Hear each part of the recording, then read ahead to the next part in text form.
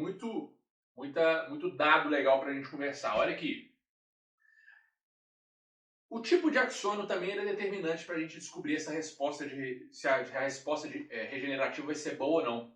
Por exemplo, a gente já sabe que neurônios novos, como eu expliquei lá no início, neurônios embrionários, eles têm uma melhor resposta regenerativa do que neurônios maduros, né? Neurônios velhos. E isso acontece porque existem a expressão de um conjunto de moléculas que permitem o crescimento do axônio quando ele é lesado em células embrionárias. Beleza? Acontece por esse motivo. E isso é tão legal e tão especial que se você pega esse neurônio novo e você coloca ele no sistema nervoso central de um adulto, ele ainda assim mostra um crescimento axonal que é vigoroso, é um crescimento axonal muito bom. De novo, uma outra pista de que as limitações, de que as questões ambientais elas são inferiores àquelas questões intrínsecas à célula, não é verdade? Então, dentro desse neurônio, que é novo, tem a expressão desses conjuntos de moléculas aqui que são favoráveis ao crescimento e então faz com que ele cresça ainda que ele esteja no ambiente adulto celular. Beleza? Muito legal. Os autores eles também comentam uma coisa que eu achei interessante, eu quis colocar aqui, é que é o seguinte, não é totalmente verdade que as células do sistema nervoso central, ou seja, os neurônios do sistema nervoso central, não é totalmente verdade dizer que elas não regeneram. Não é totalmente verdade. Porque eles contaram que se a gente pega esse neurônio do sistema nervoso central adulto e coloca ele em um ambiente permissivo, certo? Coloca ele em um ambiente permissivo, e essa célula foi lesada, né? A gente pega uma célula que foi lesada, tira ela do ambiente limitador, daquele ambiente que limita a sua regeneração, e coloca em um ambiente que possibilita essa regeneração, ela ainda desenvolve uma boa quantidade de regeneração. E essa boa quantidade de regeneração, não sei se boa é a melhor palavra, né? Ela desenvolve alguma resposta regenerativa, assim fica melhor. Eles definiram dessa forma aqui, ó, Prolific Lateral Sprouting. Então veja, isso aqui significa que é uma brotação, Nossa, como que eu flexiono a palavra broto, hein? É um brotamento lateral abundante, tá? Prolífico, o sinônimo de prolífico aqui que a gente pode usar é abundante. Então eles estão falando que esses neurônios eles têm sim um tipo de regeneração, né, que eles chamaram de brotação ou brotamento, que é abundante e é lateral, sentido lateral. Eu fui procurar na literatura o que esse termo quer dizer e eu encontrei alguns trabalhos legais de ecologia. Dá uma olhada. Olha esse trabalho que eu encontrei. Esse aqui é o elemento controle do trabalho, tá? E esse aqui, ele reproduziu um tipo de crescimento que é classificado como comum ou normal. Mas essa planta aqui, esse elemento, ela desempenhou um tipo de crescimento que é exatamente desse tipo aqui, ó.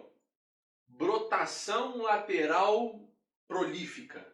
Certo? Então, compare essas duas coisas. Se a gente substituir esses vasos de plantas por neurônios, a gente vai ter uma ideia do que está acontecendo. Veja, se eu disser que o vaso de planta é o corpo neuronal e os ramos são os axônios, eu vou entender que esse neurônio ele tem um crescimento que é muito mais barulhada. Tem um crescimento que é muito mais longitudinal, né, e que alcança maiores distâncias do que esse aqui, que parece que o crescimento ele é justamente lateral, né? Ele é para o lado, ele não é para a frente. Vocês percebem o que está acontecendo? Então, uns neurônios, ainda que velhos, do sistema nervoso central, que foram lesados e eles são colocados em um ambiente permissivo, eles desenvolvem sim um tipo de regeneração que é parecido com isso mostrado nessa planta, beleza? Legal também da gente saber. Ainda falando sobre tipos de axônio, a gente sabe que existem células que estão em algumas regiões do sistema nervoso e esse tipo de célula ela regenera melhor do que outras, que é o caso das células ganglionares da retina e os neurônios que são chamados de interneurônios, que ficam na medula. Tá? Então esses neurônios eles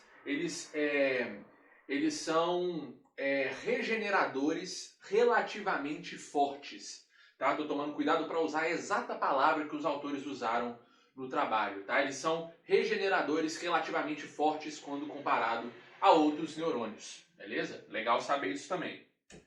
Beleza, agora falando de moléculas. Molécula é um fator muito determinante para saber se esse neurônio ele vai ou não regenerar, tá? E todo tipo de situação relacionada à molécula. Síntese, ativação de molécula, inibição ou supressão de moléculas, várias situações relacionadas a moléculas. Então, dá uma olhada, a gente já sabe que existe aquele programa RAG lá, né, que é o Programa Genético Associado à Regeneração. E fazem parte desse programa algumas moléculas específicas, tá bom? Que são as moléculas que ganham destaque quando a gente está falando aqui de regeneração axial. E essas moléculas elas recebem um nome especial também, que são proteínas associadas ao crescimento, tá? Descritas a primeira vez em 1989. Né? A sigla que a gente usa é GAP. Então, exemplos de proteínas desse tipo, que estão associadas ao programa RAG, nós temos a GAP43, a juvenyltubulin, são exemplos de proteínas GAP aqui que participam daquele programa. Tá? Muito bem, então os autores continuam nos contando que existem alguns trabalhos recentes que mostraram que algumas GAPs, que inclusive são essas que eu exemplifiquei aqui em cima, elas são ativadas durante processos regenerativos em neurônios. Então veja que legal, esse resultado, essa observação que os autores fizeram, levanta uma hipótese, que é essa daqui, ó. As lesões nervosas, então, elas devem induzir o neurônio a uma mudança de expressão gênica que deve ser necessária para que ele se recupere. Não é normal pensar isso? Veja, quando o neurônio ele é lesado, depois da lesão, dentro dele ele ativa algumas moléculas que parecem a funcionar e atuar dentro dele a partir daquela lesão que foi feita. Então, não é intuitivo, né? É justo a gente pensar que provavelmente aquelas moléculas foram ativadas por algum motivo, que pode ter sido a lesão que aconteceu. Então, é legal a gente talvez dar voz, dar ouvido para esse neurônio e para essas células, porque a gente pode entender justamente isso que está falando aqui embaixo. Ora, se existe essa mudança de expressão gênica, deve ser porque ela deve ser importante para que esse neurônio regenere. E mais legal ainda, se eu der suporte para essas moléculas que estão sendo ativadas, se eu ajudar o neurônio a ativá-las mais ainda, talvez essa resposta regenerativa melhore. Que inclusive é o que a gente faz lá no laboratório. Meu grupo de pesquisa trabalha justamente com isso, com terapia gênica ativando ativando moléculas, né, microRNA, fatores de transcrição. A gente usa um punhado de moléculas lá para facilitar e ajudar o neurônio a regenerar depois de uma lesão. Então é uma ideia muito boa. Ainda falando sobre moléculas, os autores da revisão aqui, eles referenciam cerca de uma dezena de artigos que mencionam, fazem comentários sobre moléculas que são determinantes para que o processo de regeneração aconteça. E todas essas moléculas parecem estar associadas a esses três fenômenos aqui, ó. Parecem estar associadas ao RNA, a fatores de transcrição e à cromatina. Ou seja, parecem estar associadas ao metabolismo citoplasmático de RNA, à regulação de fatores de transcrição envolvidos no programa RAG e à acessibilidade nuclear de cromatina. Beleza? Então são moléculas que participam, né, na maioria das citações que foram feitas na literatura até nessa janela de tempo, parecem estar associadas a esses três fenômenos aqui. Tá bom? Um destaque é dado especialmente para qual que é a palavra exata? Para um estado em que o neurônio assume depois de uma lesão, que é o estado que é chamado de cromatólise. Então os neurônios eles nos contam, ó, tô doido.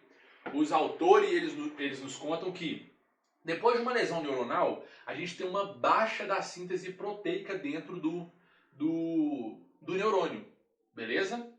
E isso acontece porque o neurônio ele fica nesse estado que é chamado de estado de cromatólise. Tá certo? Descrito aqui por Richard Moon, esqueci o primeiro nome desse cara, que acho que é Richard Moon. E esse mesmo autor, ele discute que muito provavelmente esse estado ele é mantido por causa da ativação de algumas enzimas que são chamadas de ribonucleases. Então dá uma olhada, já que eles deram destaque para isso, eu trouxe uma imagem para explicar para vocês o que acontece. Então esse estado de cromatólise ele é definido porque o neurônio ele perde coloração. Beleza? Se você faz um corte histológico lá e usa aqueles colorantes lá, oh Jesus, eusina e hematoxilina, perdão. Se você usa esses dois colorantes e você faz um corte histológico, você consegue ver bem direito essa diferença de coloração de um neurônio normal, que não teve nenhum comprometimento, e o neurônio que foi comprometido. Então ele perde cor, beleza? E por isso que a gente chama esse estado de cromatólise. E esse estado ele acontece, ele é mantido por causa dessas duas coisas aqui, palavras dos autores. É porque acontece uma dispersão do retículo endoplasmático e junto com uma desassembleia dos ribossomos. Então veja, o meu professor ele me explicou, né, quando eu estava conversando com ele sobre isso daqui, ele disse que esses colorantes que eu citei, a hematoxilina principalmente, que marca o núcleo da célula, ela marca principalmente substâncias mais ácidas, né, como por exemplo o interior do núcleo.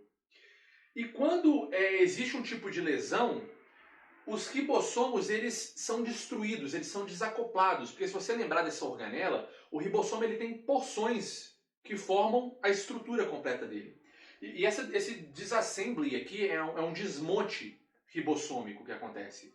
Então, quando esses ribossomos eles desmontam, a síntese proteica diminui, e como a síntese proteica diminui, várias das estruturas que ficam dentro do núcleo ali, como ácidos nucleicos, né, que são substâncias com participação proteica em sua estrutura, então essas substâncias elas ficam escassas dentro do núcleo e, por consequência, dentro da célula. Então, por isso que essa descoloração acontece.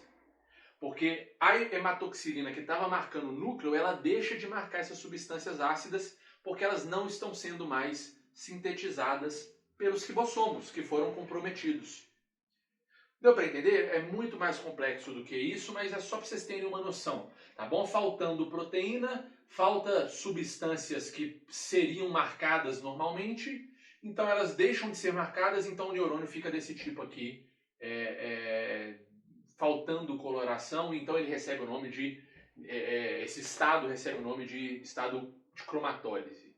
Tá? E o lance importante desse estado de cromatólise é que a síntese proteica ela fica muito baixo e é um processo muito dramático para o neurônio quando a gente está falando de lesão. Ok? Muito bem, a gente precisa falar também de genes, né, quando a gente está falando de determinantes de regeneração, porque eles são muito importantes para a gente descobrir se essa resposta curativa, né, ou resposta terapêutica vai ser boa. Então veja bem, os autores eles comentam que o seguinte, vários estudos já foram feitos, né, e estudos tentando controlar perfis de expressão genética, esses estudos conseguiram produzir então uma lista dizendo e evidenciando quais são os principais genes que constituem o programa RAG, né? Ou seja, os principais genes que conseguem melhorar a resposta de regeneração do neurônio. Então a gente já tem isso aí mais ou menos definido. Porém, os neurônios, gente, estou chamando os autores de neurônio toda hora. Os autores eles admitem que o conhecimento disponível sobre como a expressão do programa RAG é regulada está distante de ser bom e completo. A gente não entende isso ainda muito bem, como que principalmente a regulação do programa a partir dos genes acontece. Mas, tem um mas ainda bem, a gente já tem um consenso dentro da literatura de que os fatores de transcrição eles são sim elementos chaves na orquestra, né? Eles usam essa palavra no trabalho, na orquestra de resposta RAG em lesões de neurônios do sistema nervoso periférico, né? Então substituir a palavra orquestra aqui por comando, que eu acho que é mais ou menos isso que quer dizer, né? Então os fatores de transcrição eles são sim muito importantes e inclusive, de novo comentando, é com eles que eu pelo menos trabalho lá no laboratório, né? Eu trabalho com um tipo de fator de transcrição, eu trouxe alguns exemplos aqui para vocês, mas eu trabalho com fatores de transcrição da família FESF, tá? Eu trabalho com um fator de transcrição chamado FESF2. E aqui existem outros exemplos de fatores de transcrição. Tem esse CEDIAN aqui, que foi o primeiro que foi descoberto, ATF3, SOX11, KLF7, STAT3 e alguns outros. Tá? Então essas moléculas elas são importantes para a expressão gênica, que são importantes então para o processo de regeneração axonal. Muito bem, então essa aqui é a parte que eu menos compreendi do trabalho, eu confesso, que é quando os autores começam a falar sobre epigenética, né?